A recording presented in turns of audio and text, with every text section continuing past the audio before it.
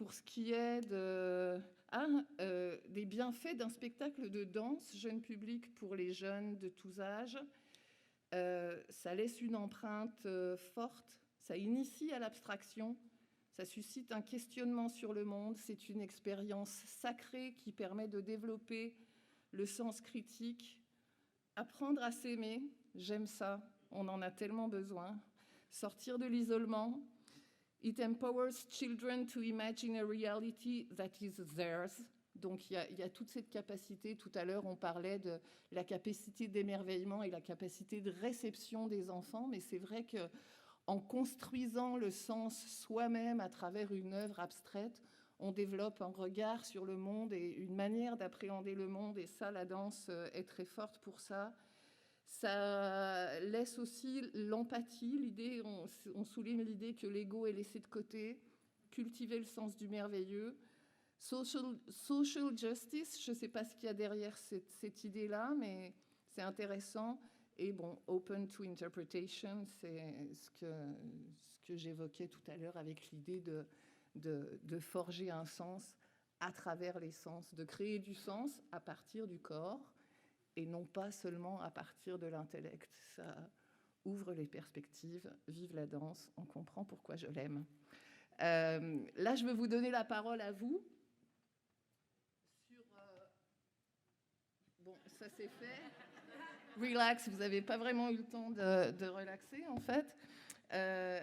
Rêve d'avenir. Il y a 2 micros de chaque côté. Vous pouvez vous y rendre pour faire un retour général sur l'atelier.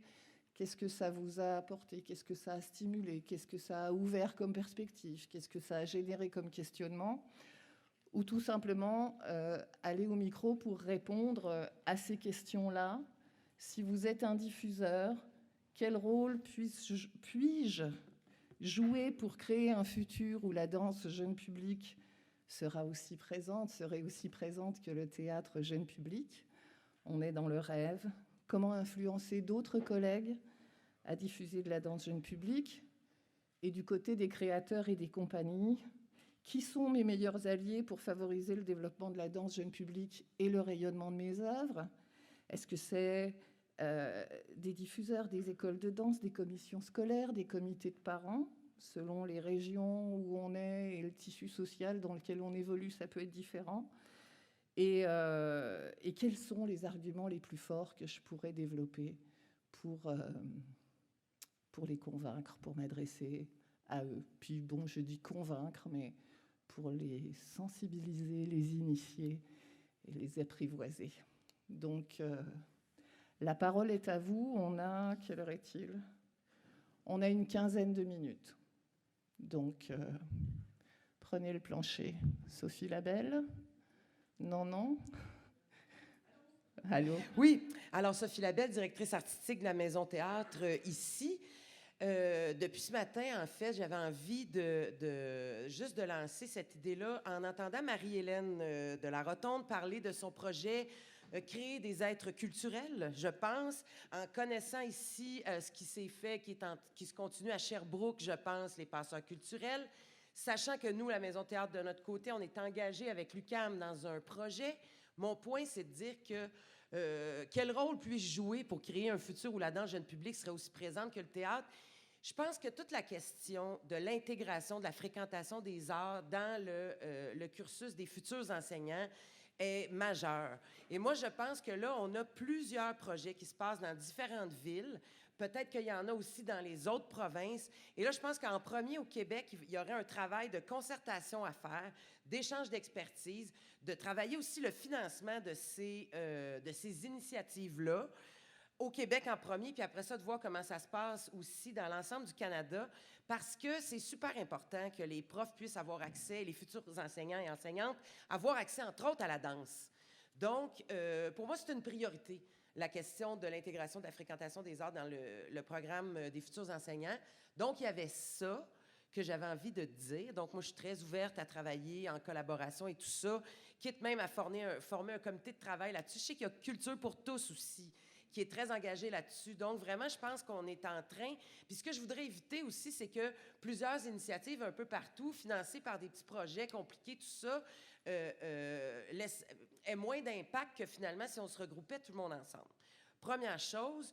La deuxième chose qui m'était passée par la tête, mais là, je pense que je l'ai oublié. Oui, la deuxième chose, c'est plus un appel à me faire inviter, en fait, quelque part. C'est-à-dire que quand j'entendais les collègues des autres provinces canadiennes parler, entre autres, de la question des artistes autochtones, par exemple, nous, ici, à la Maison Théâtre, on a ouvert notre saison avec un spectacle autochtone. C'était le deuxième. Le premier, c'était il y a 10 ans.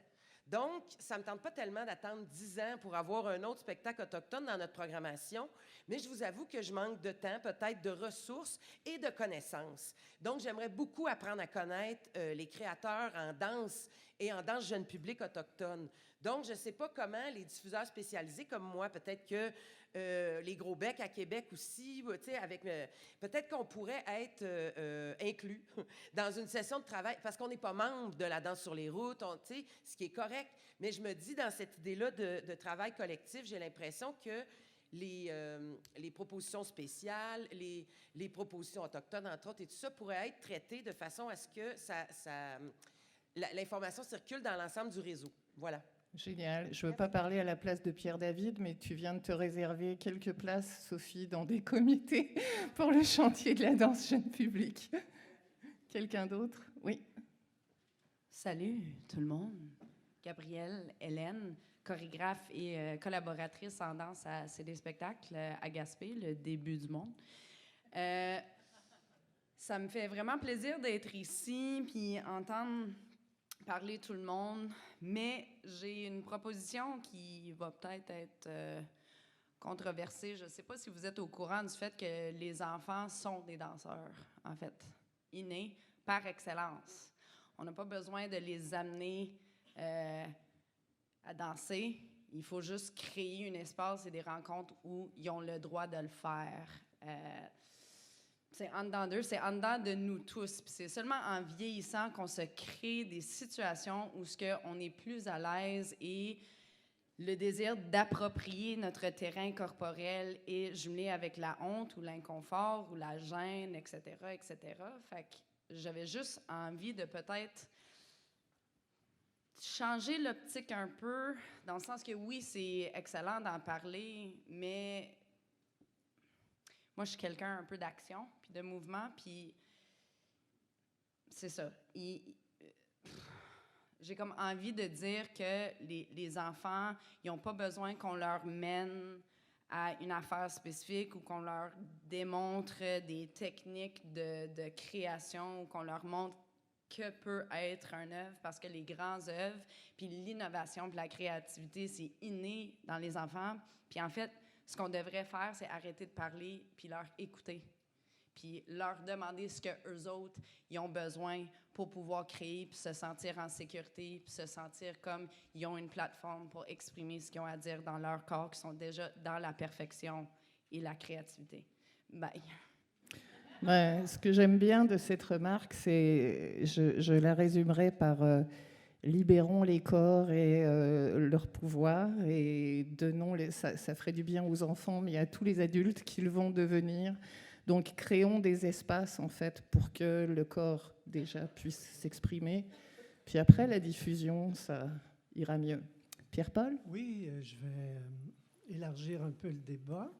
Je crois qu'une des choses qu'on peut faire, on a un plan directeur de la danse. Et je crois que là-dedans, il y a beaucoup de choses qui s'adressent au jeune public. Je crois qu'ils doivent être, qu'on les sorte du document pour les préciser, que ce plan, à l'intérieur du plan, soit une chose qui soit communiquée. Parce que je crois que là, il y a l'avenir. L'avenir se trouve là. Et je crois qu'il faut vraiment en faire un document. Ce serait ma proposition. Et je crois que ce document, il devrait être partagé à tous les Canadiens. Parce que c'était une réflexion, longue réflexion de toute la communauté de la danse québécoise, mais qui peut sûrement éclairer le devenir des communautés canadiennes. Voilà, premier point. Pour moi, une autre chose qui est importante, c'est la responsabilité de tous les diffuseurs, ceux qui sont pluris, de se dire que dans ma salle, je dois développer le jeune public, je dois développer tous les publics et qu'il n'y a pas de raison pourquoi que chaque diffuseur soutenu ne s'engagerait pas à se dire, je pense, j'ai un exemple, Danse, qui est quand même un très beau succès, que Danse s'ouvre à la danse jeune public. On invite les jeunes à venir voir la danse, mais peut-être qu'on pourrait leur présenter des spectacles jeunes public aussi. Voilà, 2 premières idées. J'en aurai d'autres, mais je vais laisser les gens parler. Il nous reste... Bon. Mais c'est sur le plan, de toute façon, dans le cadre du chantier que va l'idée la danse sur les routes. C'est sûr que le RQD va être présent et on pourra arriver avec cette idée-là qui est très bonne. On aurait juste 5 minutes de plus. Juste une chose. Oui, je vais dire une chose vite quand même. On a développé depuis cette année une table de concertation dans le jeune public. On n'a eu que 2 rencontres, mais on a vu tout de suite l'importance de se regrouper et de discuter de nos enjeux. Alors, ceux qui souhaiteraient y participer sont les bienvenus. À cela, je passe le micro à Mme Roussy. José Roussy. Merci, je t'aime. Bonjour, José Roussy, diffuseur Pluri à Gaspé. Le bout du monde, le début du monde. J'aime ça dire ça. Je me sens hot. J'aimerais juste, des fois, vous rappeler le rôle du Pluri maintenant. Parce que je fais beaucoup partie de plein de dossiers, de chantiers de diffusion. Puis nous, la danse à Gaspé, vous le savez, pour ceux qui sont ici, on la développe, puis on la développe bien. Puis on aime ça, puis il y en a pour les enfants, puis il y en a autant que le théâtre. Par contre, dites-vous qu'un pluridisciplinaire, l'histoire du pluri, si on analyse un peu, parce que j'ai eu cette chance-là de faire partie du chantier de la diffusion, puis il faut réfléchir à cette espèce de cartographie-là de la diffusion au Québec. Le constat du CAL, quand ils ont reçu les pluridisciplinaires chez eux, parce que ça fait peut-être 4 ans qu'on est là, je ne sais pas si Juliane pourrait 4 ans ou 5 ans, je dis Juliane parce que 4 ans. Alors, nous, on était au ministère de la Culture et des Communications, les pluris. Et le MCC se calissait bien des disciplines. Eux autres, ils étaient là pour développer la quantité. Ils étaient là pour développer... On était des programmateurs de spectacles. On n'était pas des diffuseurs. On programmait. On était tu sais, on programmait des shows. On programmait sans vision artistique. La vision artistique, on n'a jamais parlé de ça, nous autres, au ministère de la Culture. C'était des objectifs SMART. Et donc, il y a des diffuseurs qui ont développé leur territoire parce qu'ils c'était des artistes. Moi, je suis une artiste de théâtre. Il y en a d'autres diffuseurs, des pluridisciplinaires, ils viennent du milieu artistique, que ce soit des musiciens à l'un côté, que ce soit Jacques Pinault à Rimouski, qui a été un super drummer. Je pourrais vous en nommer des amis artistes comme ça, ou qui ont travaillé dans des contextes artistiques, mais il y en a d'autres que c'est seulement des gens qui sont des gestionnaires culturels, donc qui répondaient à leur petite cacause, puis qui connaissaient rien. Puis comme ils ne programmaient pas de danse, puis c'était pas obligatoire, parce que tu pouvais en faire un par année, un TDMC, théâtre, danse, musique, chanson.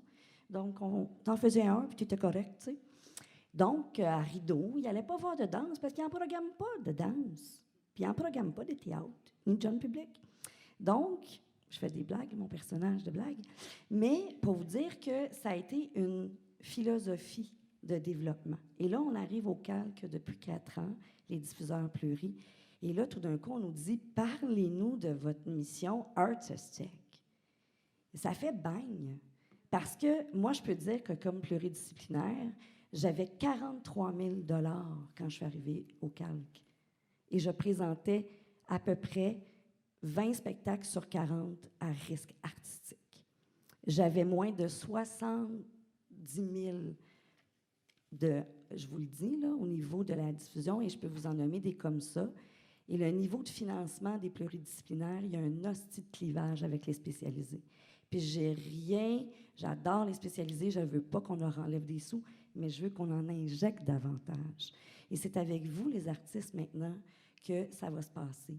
Parce qu'on a besoin de vous pour que vous signifiez l'importance des pleuris dans vos disciplines et dans votre soutien à la discipline et dans le développement de ces disciplines-là.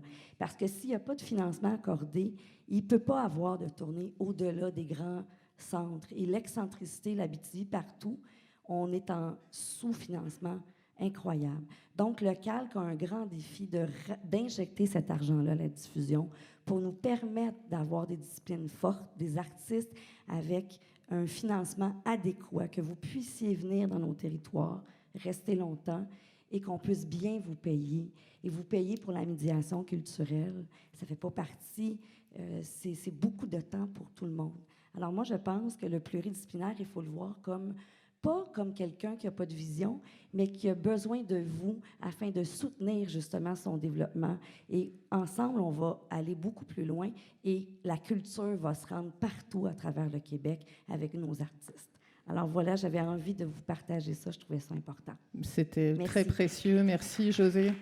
Puis on a la chance d'avoir une politique culturelle québécoise qui s'intitule « Partout, la culture », donc on peut espérer agir sur ce levier-là. J'avais pas vu Gabrielle Bertrand-Lehouillet qui était tapie dans l'ombre, donc c'est la dernière personne à prendre la parole. À toi, Gabrielle.